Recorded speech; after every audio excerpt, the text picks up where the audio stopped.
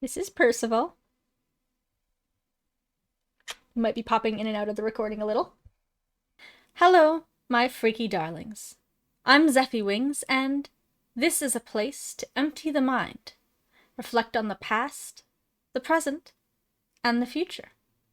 I recently put out a video detailing the first half of a Rusty Lake timeline, going over the events we see in the indie series, Rusty Lake.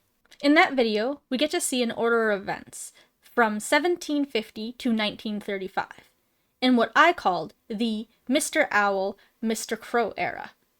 Because not only did this contain their births, but more importantly, their ascension and rise to power as stewards of the power of Rusty Lake. If you haven't seen that video yet, I highly suggest starting there. Link in the cards. This half of the timeline will make a lot more sense if you have an idea of the events leading up to it. So, now that we have seen how the Vanderboom and Elandier families began their legacy, let's move on to watching them pass the torch to Dale, Laura, and Harvey. We will be covering the events from 1935 to 2020. Now I will warn you, this second half of the timeline has a lot more events that have a range of time that they could have occurred, rather than an exact date. More of these stories are told through memory recreations or symbolic recreations of events, rather than seeing the exact moment they take place. So I had to do a bit more guesswork. I tried to keep things as specific as possible without making too many undue assumptions. Let's just do the best we can, bring back our scrolling timeline, and head back to 1935 with the birth of Laura. Right around when Laura was born, in the spring of 1935, humanoid Harvey went to see Mr. Owl at Paradise Hotel. Mr. Owl informed Harvey that they had to prepare, as the day of the lake was coming. Rose introduced her good friend Harvey to her newborn baby Laura and asked him to watch over her in the days to come. On December 18th, 1939, Dale Vandermeer celebrated his 9th birthday with his parents and family cat. The party was interrupted by Mr. Rabbit, who killed Dale's family with a submachine gun in order to retrieve an old flintlock pistol that he claimed belonged to him in a past life, and would help him escape his current form. It's possible Dale's grandfather was present as well, but other than the cube memory version we play through, he is never brought up in context of this tragedy, so it's debatable if he was present for the real event. Sometime between 1941 and 1945, Rose told Harvey that while she didn't want to leave, she was going to have to, and asked Harvey to protect Laura for her. She disappeared when a vision of her father's corrupted soul appeared to take her away, leaving Laura with only Harvey left to protect her. We know that when Laura is older, she will return to Rusty Lake, so at some point, she and Harvey leave to live in the city. The city doesn't seem to be too far from the lake, but going back there is considered a move, so it's not right on the shores the way the Vanderboom family home is. Between 1948 and 1951, Laura attended a proper school with other children. She was wearing a uniform, so depending where in the world Rusty Lake takes place, she may be going to a private school or a religiously funded school, like a Catholic school. But it may be just a regular public school if it's in certain European countries. At the very least, she's already made her move by this point, since she's not isolated at the Vanderboom property. By the spring of 1964, Laura has been having visions or dreams of a corrupted soul that is out to get her, and struggling with her mental health and depression. She has Harvey with her in bird form, so either he returned to that form at some point and stayed that way, or he goes back and forth while he is with her. In 1966, Mr. Owl sent a message from Paradise Hotel that would reach Dale in the future.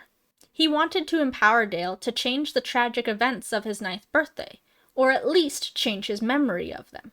This is one of the more confusing moments in the series for me, since we are explicitly shown that this message takes place in 1966, but it's so far removed from either the point in time that Dale would receive the message, or the point in time that the event in question takes place, his 9th birthday. The moment of this message recording will be something of a useful tool for theory crafting, how time and memory and cubes work. Laura met Robert Bob Hill at a park while sketching a robin, then met up again with him later at a different location, possibly a train station, though that's hard to say since the station we see is part of a metaphorical setting for the different stages of Laura's life. It could actually be argued that there is only one meeting, and that the moment depicted in Underground Blossom is meant to represent that meeting in the park, since you see the robin and they're wearing the same outfits. I'm of the opinion, however, that this is a different meeting. The same outfit thing is kind of meaningless, since all the characters wear the same outfit for different stages or eras of their life. We don't think that every time we see Rose in this black dress, for example, that it all takes place on the same day. They specifically go out of their way to call out that they recognize each other. So it seems to be more that the second chance meeting is the one that leads to them going out on a date. The specific time that one or both of these meetings took place isn't known, but they are in a pretty serious relationship by 1969, so it seems that this second meeting was in 68 at the latest. Shortly after Laura and Bob beginning to date, Harvey was contacted by Rose, now in her 50s. She was working in a hidden lab to bring her father back to life, using the cubicle device he made in 1925. She was building another version to connect with it in the future, and asked Harvey to give a cube memory to help her test it. In 1969, Laura won a trip to a Rusty Lake mental health and fishing facility through a newspaper contest. Because she had been struggling so much with her own mental health, she broke up with Bob and said she would be away for a while. She packed up some belongings, including Harvey, and went to a small fishing cabin on an island on the lake. Once arriving, she and Harvey were both attacked by a corrupted soul after she interacted with some pentagonal magic and a mystic tree. Depending on which ending of the lake is canon, the fate of that soul changes. But since there's only one ending to Harvey's box, and it lines up pretty cleanly with the lake's second ending, I would say that it seems likely that that corrupted soul was hit by that beam of light we have seen a few times, and turned into a black cube. Laura got herself a home to stay in, near to but separate from that cabin. Between 69 and 71, Bob, still heartbroken from the breakup, made a costly mistake at his work in a birdseed factory and was fired. On October 12, 1971, Laura died by slicing her own neck. Dale Vandermeer was assigned to the investigation of her death and began uncovering the madness and mysteries of Rusty Lake. He started his investigation at the home she was staying in after her move, as we can tell by the change in wallpaper. Dale felt that something was different about this case, and right away it began to consume him. He spent months gathering information and locking himself away, trying to understand what was happening with the woman and the lake. Bob, depressed at home, saw the announcement of Laura's death on TV. A woman named Sarah came to his house and gave him a card for a mental health facility called White Door, telling him to call if he needed help. Around the end of 71, or the beginning of 72, Dale went to a theater bar to question Bob Hill as a person of interest in the case, being Laura's ex-boyfriend. Bob didn't want to talk to Dale, and so was taken back to the station for questioning.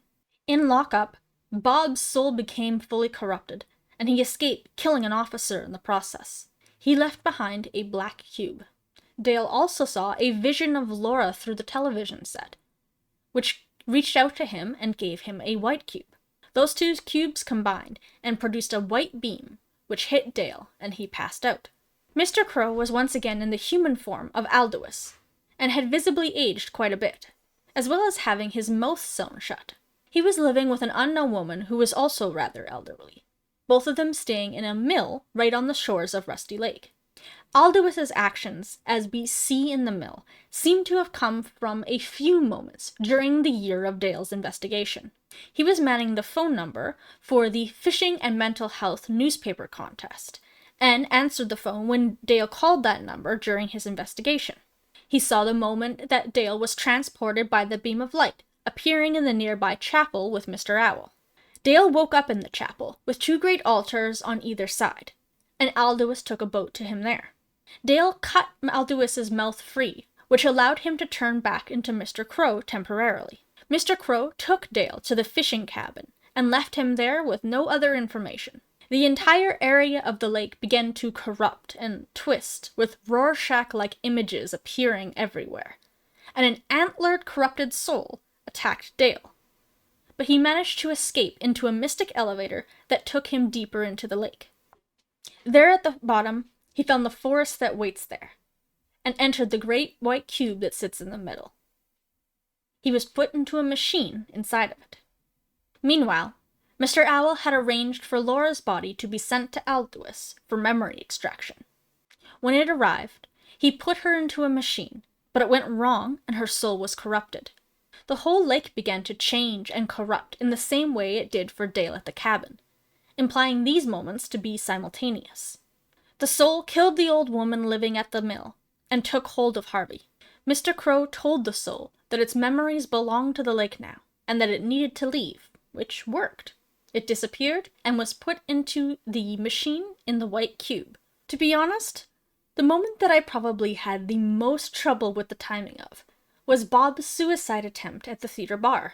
We get 2 different perspectives on this moment, but Bob's is the one that is a literal memory rather than a cubic recreation. The timing is confusing, because Dale tells Bob that he will find her, implying she's a missing person. But when Dale finds Laura's body, he doesn't recognize her, referring to her only as the woman. So did Bob report Laura missing, even though she told him that she would be away?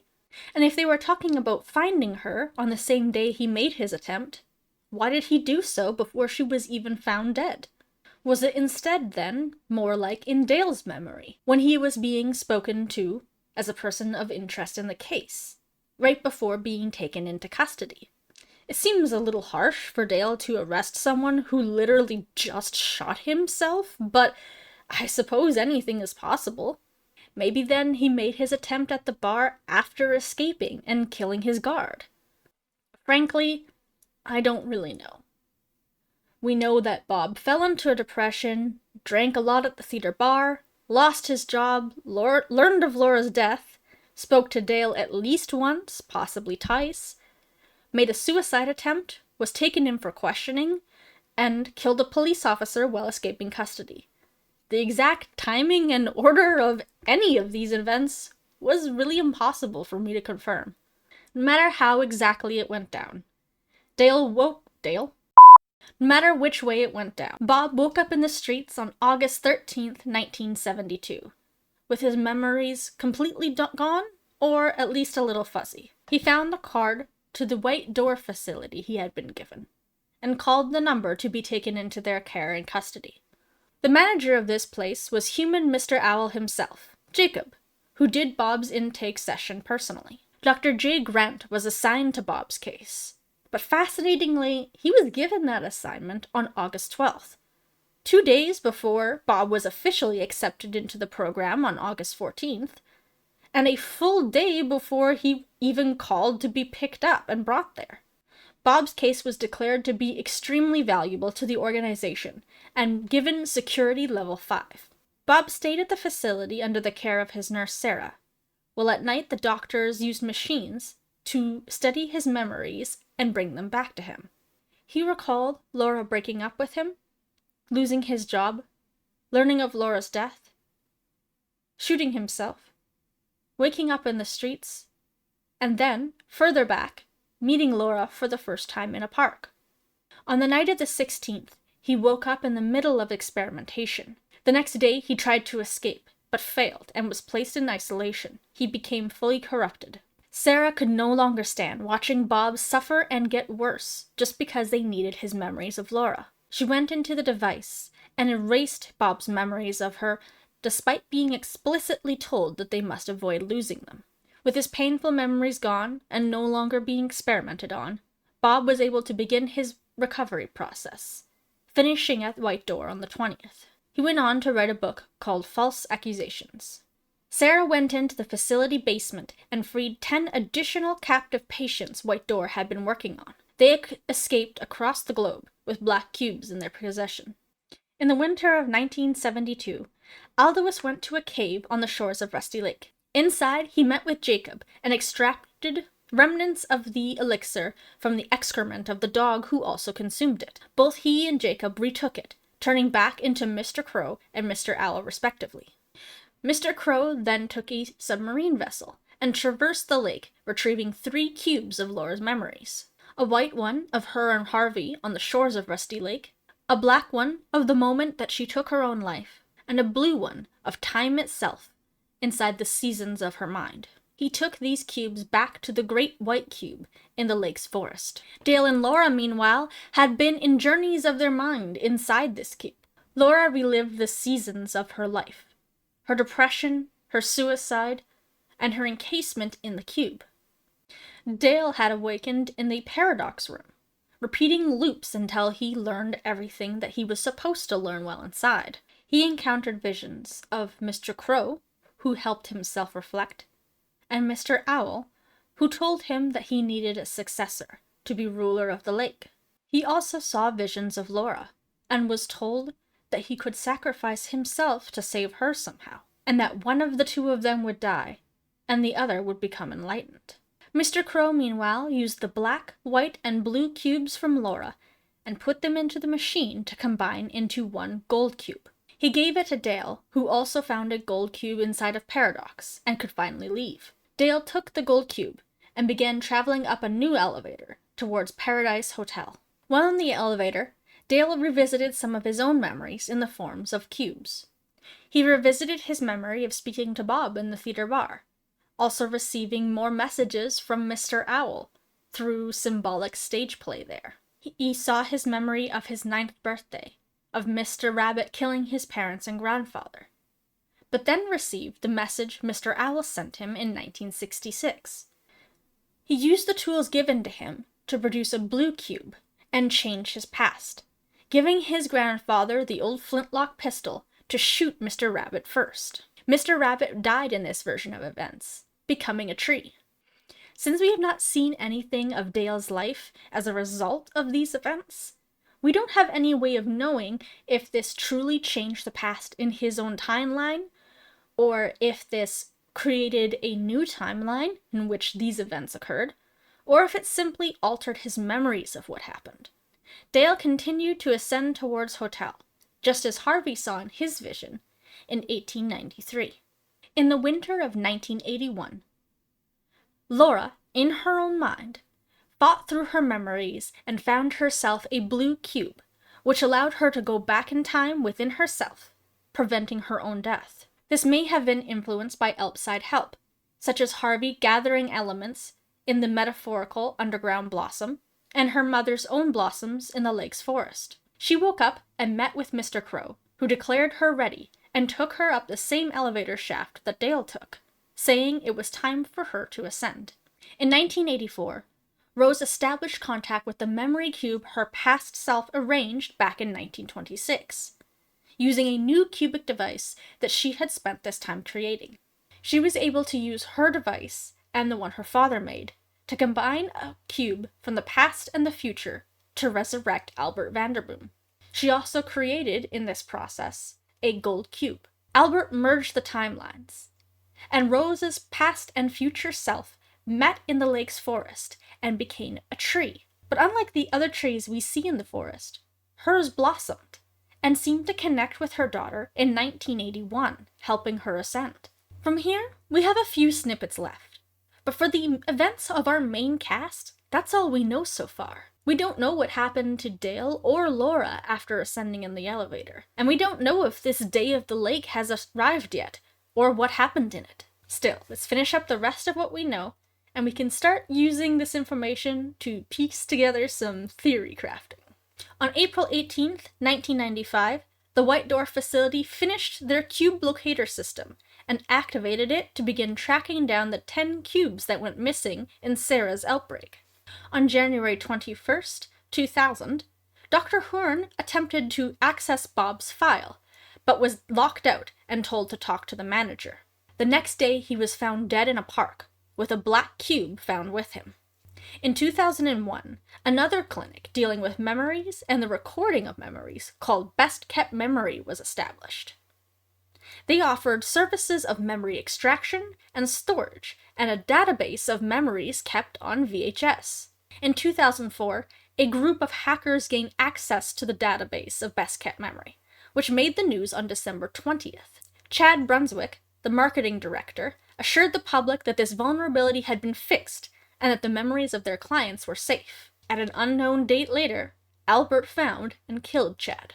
On January 20th, 2020, Kirsten Horn, daughter of Dr. Horn, made an Instagram account to celebrate her father's life on the upcoming anniversary of his death. She posted photos and memories and stories of them and their lives together. On the 21st of January, 2020, all the lost black cubes were finally found and returned to White Door. On January 22nd, on the anniversary of her father's death, Kirsten took a plane to Rusty Lake to visit a cabin for some fishing. And that's all we have so far. Like I said, this section had a lot more information from memory cubes, and very symbolic games like Underground Blossom. So it was a bit harder to get these events in order than from stuff like Paradise and Roots, where we learned about the Elandiers and the Vanderblooms in very specific dates. But now that we have a rough sequence of events, I'm hoping it'll be easier to talk about specific ideas in more detail. On that note, let me know what you guys are interested in discussing next. I have a whole list of video ideas. There is no shortage of discussion topics for this series. We could do game breakdowns, we could do theme analysis like the cubes or the elixirs. We could go into more theory territory, like seeing if we could work out which lives have been reborn into which others. Some of those are obvious and some of those are less obvious. I'll probably have a poll up on the community tab soon and in my Discord. Look for the link to that in the description below. Otherwise, as always, let me know your thoughts. And remember, buildings burn, people die, but the internet is forever. See you in the next one.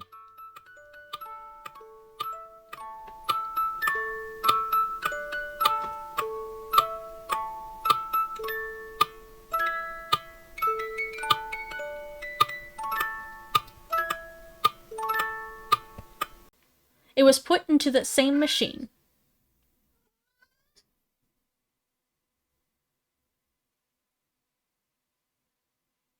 Yes.